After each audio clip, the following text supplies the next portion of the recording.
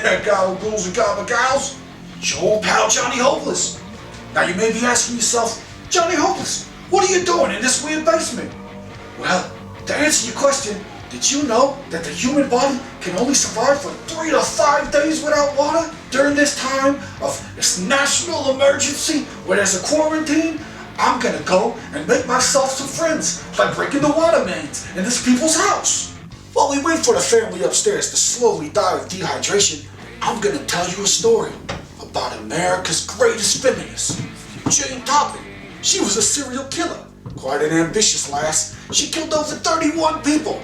Like, my goal is to have killed more people, like helpless people, than any other man or woman who ever lived. She wanted to show that she could be just as much as a piece of shit as any other man. Talk about taking equality to the next level. But Jane's real name wasn't Jane. Her real name was Honora Kelly, because her parents, Peter and Bridget, were fucking potato-eating drunks from the great state of Ireland.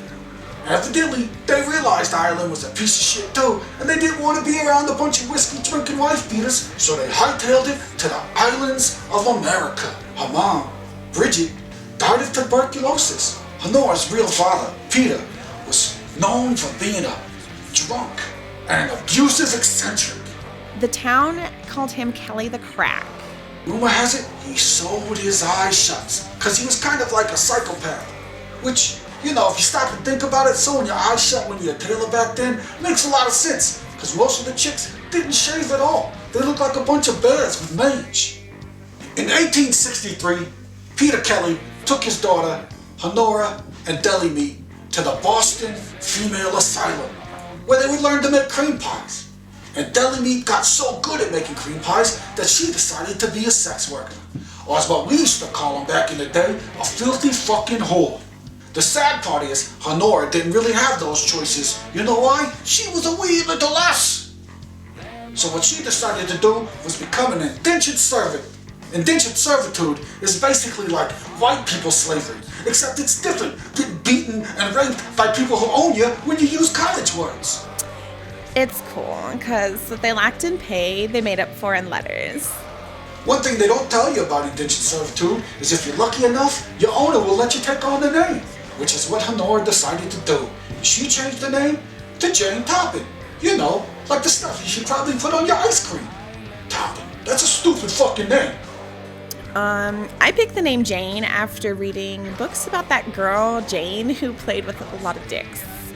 In 1885, Jane started training at Cambridge Hospital, where she got so good at wearing her person suit that they really fell in love with her. The staff called me Jolly Jane, like kind of like Santa, but I gifted morphine. These drugs affected the nervous system. Sometimes it would paralyze them, so she would crawl into bed with them, and she would diddle those tiddlywinks. I would take the time to fondle them as they died because elderly people have fried chicken skin.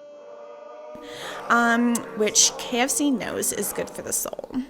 Jane had a foster sister named Elizabeth, who she really kind of liked. She was only half a bitch to me. In 1899, she gave her the warm gift of strychnine. Now, a lot of people thought this would upset her, losing a sister, but she'd already killed a bunch of motherfuckers already. Like her landlord, Israel Dunham, and his wife. What? It was a 2-for-1 deal. I couldn't pass that up.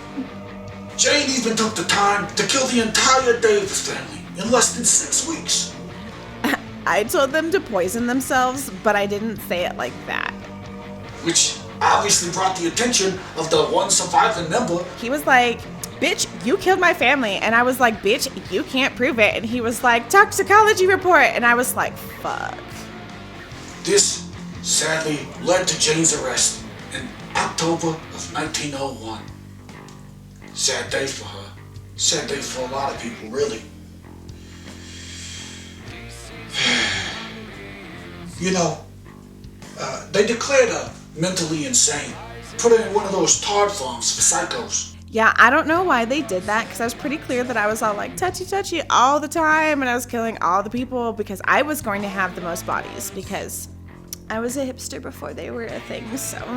At 80 years young, this heifer was still asking the orderlies to help her find morphine so they could go out in the hallway, kill a lot of people, and have some fun. You can't see their soul if there's no foreplay, okay? Maybe she's right.